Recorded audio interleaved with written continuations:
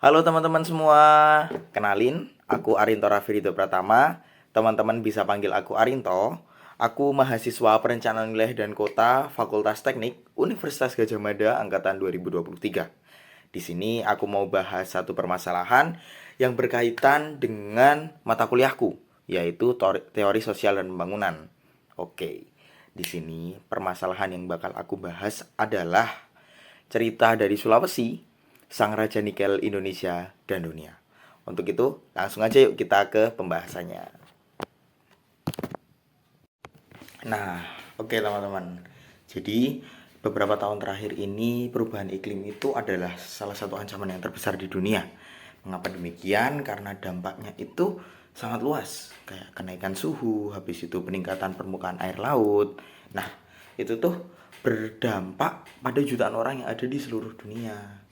Nah, karena hal itu tadi, seiring dengan perubahan iklim yang telah terjadi itu, tuntutan untuk menghentikan energi berbahan bakar fosil itu makin gencar disuarakan. Lalu dialihkan ke energi terbarukan seperti penggunaan mobil listrik dan juga tenaga surya.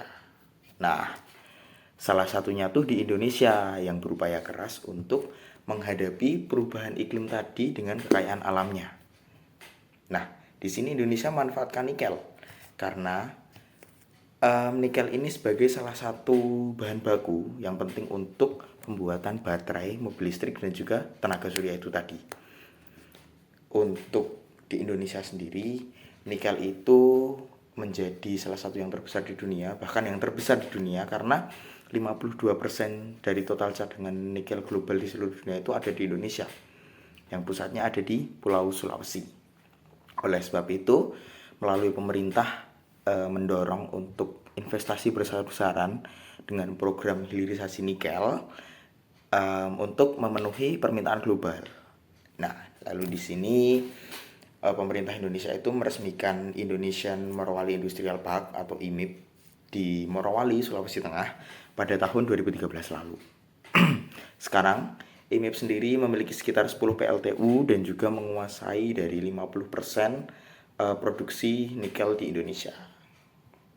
Tapi, selain IMIP, banyak juga pertambangan nikel yang ada di Sulawesi. Nah, dari situ tadi, ternyata semuanya itu berdampak serius pada lingkungan dan masyarakat sekitar. Yang pertama, 3 PLTU yang sudah beroperasi itu membuang 1 juta ton limbah cair ke laut setiap tahunnya, sehingga itu merusak perairan laut di Morowali dan sekitarnya, serta menurunkan hasil tangkapan nelayan.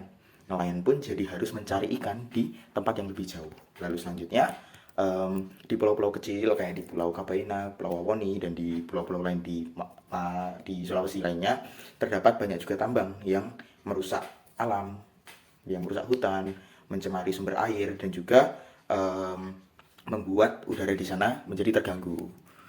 Lalu selain dari alam pun, itu juga mempengaruhi kehidupan buruh yang ada di tambang-tambang nikel karena mereka sering mengalami kecelakaan kerja dan juga upahnya yang kurang layak.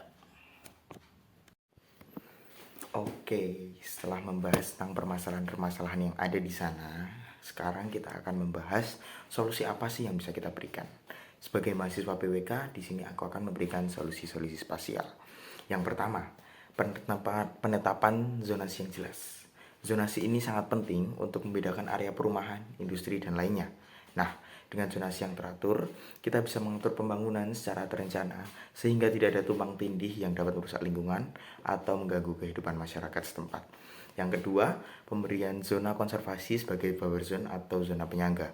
Zona ini berfungsi untuk melindungi lingkungan alami di sekitar area industri.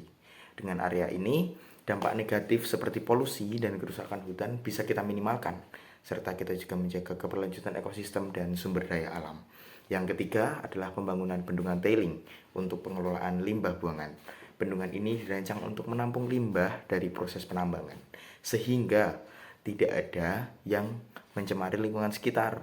Pengelolaan limbah yang baik sangat penting untuk menjaga lingkungan dari pencemaran air dan tanah, serta menjaga kesehatan masyarakat setempat. Nah, mungkin itu tadi yang bisa aku sampaikan terkait permasalahan yang ada di sana dan juga solusi yang bisa diberikan. Semoga ini dapat bermanfaat dan membuka wawasan kita semua. See you, dadah.